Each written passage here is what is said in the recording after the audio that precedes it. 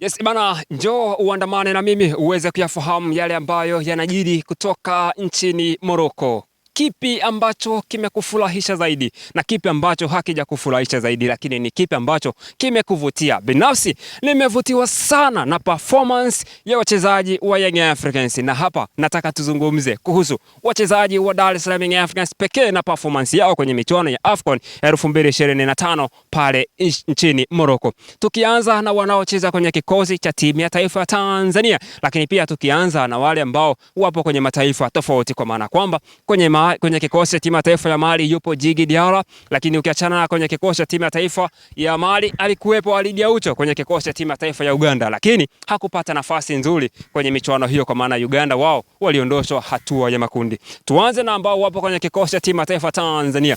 Bila kumkosea heshima, nambari moja nitaanza na Mwamnyeto, miongoni mwa walinzi ambao wameonyesha performance bora sana hatua ya makundi. Ukilitaja jina Nondo Mwamnyeto, watu wengi wanabeza kiwango chake hasa anapokuwa akicheza ligi kuu ya NBC, lakini ni mchezaji pekee na beki wakati ambaye anaaminiwa na kocha Miguel Gamondi, na ndio maana watu walishangaa kwa kuitwa kwa Bakari Nondo Mwamnyeto kwenye kikosi cha timu ya taifa Tanzania. Na Bakari Nondo Mwamnyeto akiwa kama kapteni wa timu ya taifa Tanzania, lakini pia akiwa kama kapteni wa Dar es Salaam Young Africans, amewaprove long kwamba yeye kukaa kwenye kikosi cha Young Africans mbao ndefu si kumchushia kiwango, bali anaweza kurejea katika uwezo mkubwa alionao na kuthibitisha hilo. Ninaamini kama wewe umetazama mechi za AFCON za timu ya taifa Tanzania hatua ya makundi, tukiwa tunakwenda kucheza mchezo wa 16 bora dhidi ya taifa ya Morocco, inatosha kumpa heshima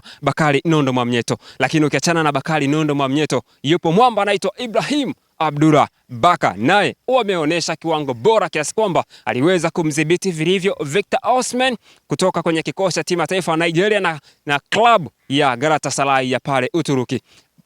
Ibra Baka alifanya kazi nzuri sana ya marking kuhakikisha kwamba walinzi wote, washambuliaji wote ambao ni hatari kwenye timu pinzani anakaa nao vyema, na amethibitisha hilo. Amewahi kuthibitisha pia kwenye ligi kuu ya NBC. Ukiachana na Ibrahim Abdullah Baka, yupo Dickson Job, big brand defender. Huyu tumemshuhudia akionyesha kiwango bora zaidi kwenye mechi ya mwisho ya maamuzi ambayo ilifanya Taifa Stars twende tukacheza hatua ya 16 bora ni dhidi ya Tunisia. Ndipo Miguel Gamondi aliamua kutumia safu ya ulinzi iliyokamilika ya Young Africans, wachezaji wote watatu, Ibrahim Abdullah Baka, Bakari Nondo Mwamnyeto na Dickson Job, na wote waliipa Tanzania kile kitu ambacho walikuwa wakihitaji, kwa maana ilikuwa inahitajika sare pekee Tanzania kuweza kuqualify, na hatimaye tulifanikiwa. Waliwahi kusema wataalamu wa soka kwamba ukiwa na safu nzuri ya ushambuliaji utapata matokeo, lakini ukiwa na safu nzuri ya ulinzi basi unashinda mechi. Unajua ni kwa nini? Kwa sababu philosophy inasema au misemo ipo inayoishi inayozungumza ya kwamba mshambuliaji akishindwa kufunga, beki akizuia, basi timu itapata matokeo, kwa maana kwamba hamtapoteza alama 3 bali mtavuna alama 1. Hiyo ni performance ya wachezaji wa Young Africans na wameprove kwenye mashindano mbalimbali, lakini kwa sasa tunapoizungumzia AFCON ni miongoni mwa wachezaji ambao wanang'aa zaidi. Ukija kwenye mbavu ya kushoto yupo Mohamed Hussein ambaye amezima kwenye game zote za hatua ya makundi kwenye kikosi cha timu ya taifa Tanzania nchini Morocco kwenye AFCON. Hawa tunazungumzia ni wachezaji ambao wanacheza kwenye kikosi cha Young Africans, lakini wameondoka wameenda kuchezea timu ya taifa na wameonyesha kiwango bora zaidi. Tukiachana na ambao wapo kwenye kikosi cha timu ya taifa Tanzania, tunakwenda upande wa pili kumzungumzia Djigui Diarra ambaye ni man of the match kwenye mchezo hatua ya 16 bora kuania kufuzu kwenda hatua ya robo finali